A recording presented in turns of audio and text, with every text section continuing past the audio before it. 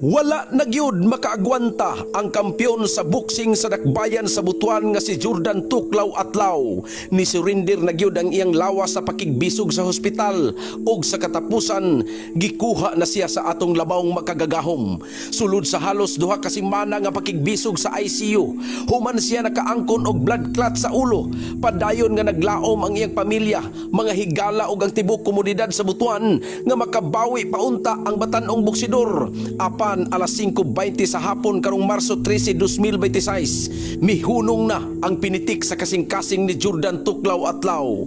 Ang maong trahedya nagsugod atol sa iyang pagpangandam para sa iyang umaabot unta nga away sa Japan. Nagtraining og nisabak sa pipila ka sesyon sa sparring uban sa dako nga determinasyon ug paglaom nga maabot ang iyang damgo sa international nga ring.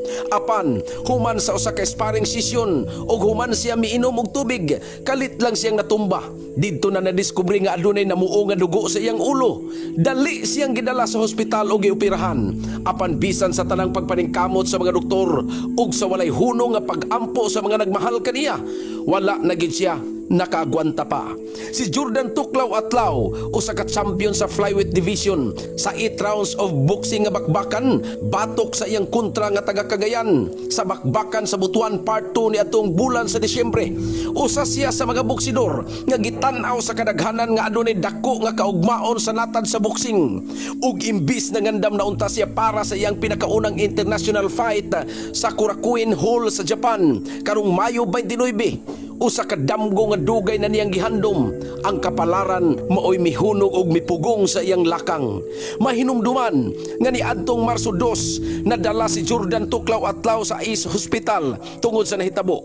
Natayog ang tibuok Butuan sa balita. Ang mga kabrigada, mga kaboksidor ug ang katawhan sa syudad nagkahiusa sa pagtabang. Daghang mga Butuanon ang nitunol og tabang, pinaagi sa kas, pinaagi sa GCash ug pinaagi sa mga donasyon nga gikan sa ilang kasing-kasing. Niabot pagani sa punto nga ang Brigada News FM Butuan naglusad og karaban uplan tabang para kang Jordan Tuklaw Atlaw. Diin bisan piso-piso nga halad sa katawhan, gihimo aron lamang matabangan ang gasto sa iyang pagpahospital. Apan subo palandungon, bisan unsa pa kadako ang pagpaningkamot sa mga tao, adunay mga butang nga dili na gyud malikayan. Ug kagahapon napugos ang mga doktor nga mangayo og pirma sa iyang mga ginikanan aron tangtangan na siya sa life support tungod kay naglisod na gyud kaayo ang iyang kahimtang.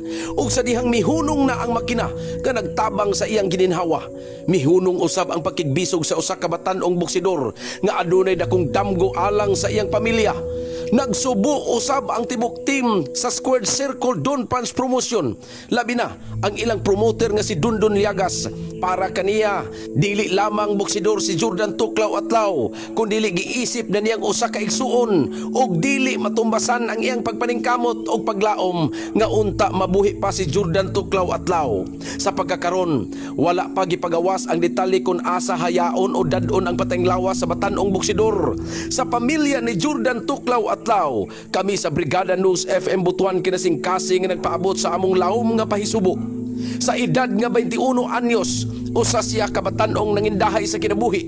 Bisan sa kalisod sa ilang pamilya, nagpadayon siya sa pagpamuksing tungod sa usa ka damgo ang makatabang sa iyang mga ginikanan ug makahatag og mas maayong kaugmaon sa ilang pamilya.